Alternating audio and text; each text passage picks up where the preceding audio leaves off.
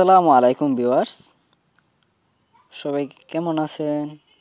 আশা করি ভালো আছেন, আর আমাদের সঙ্গে থাকলে অবশ্যই ভালো থাকবেন।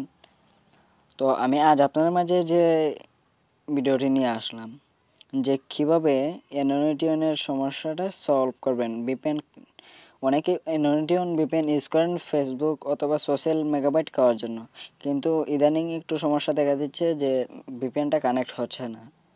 তো আমরা বর্তমানে বাংলাদেশের একটি ওভার এয়ারটেল সিমে 3 GB মাত্র 12 টাকা, পুরো ওয়াইফাইয়ের মতোই এটি সুযোগ সুবিধা। তো এই মেগাবাইটটা খাওয়ার জন্য কম টাকায় কিনা আমরা এটা ইউজ করি।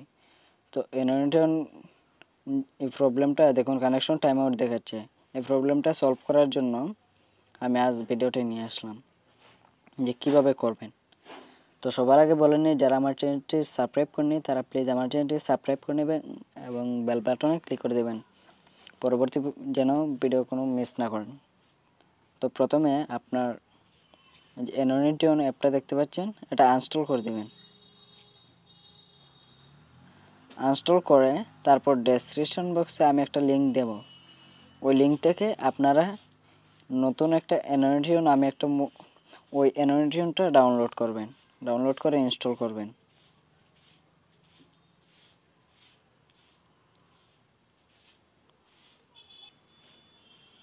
আমার দেওয়া লিঙ্ক থেকে এই অ্যানোনিটনটা ইনস্টল করবেন।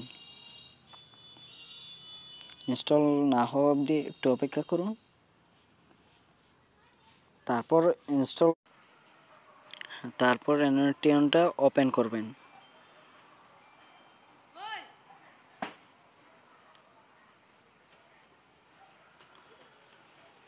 ওপেন করার পর উপরে দেখুন স্টিলথ সেটিংস, এই জায়গাটাতে ক্লিক করবেন।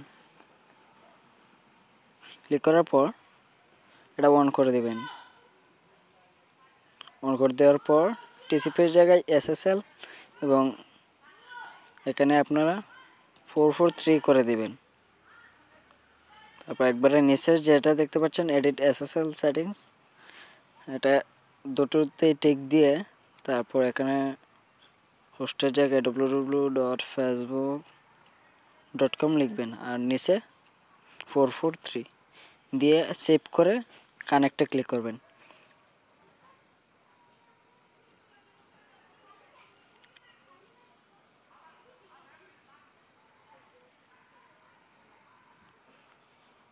তারপর দেখবেন কানেক্ট হয়ে গেছে। দেখুন আমার ডিসকানেক্ট শো করছে এবং উপরে চাবি দেখাচ্ছে, তার মানে আমার ভিপিএনটা কানেক্ট হয়েছে। তো এবার দেখবেন সব কিছুই চলবে, আবার আগের মতো ঠিক চলবে। এই সমস্যাটা দেখা দিয়েছিল আপডেট ভার্সন আসার কারণে। বর্তমানে অ্যানোনিটনটা বেশি অংশ ইউজ হচ্ছে, তাই তাদের সার্ভার সমস্যা দেখা দিচ্ছে, যে কারণে আপডেট ভার্সন দিচ্ছে এবং ডিসকানেক্ট প্রবলেম দেখা দিতেছে।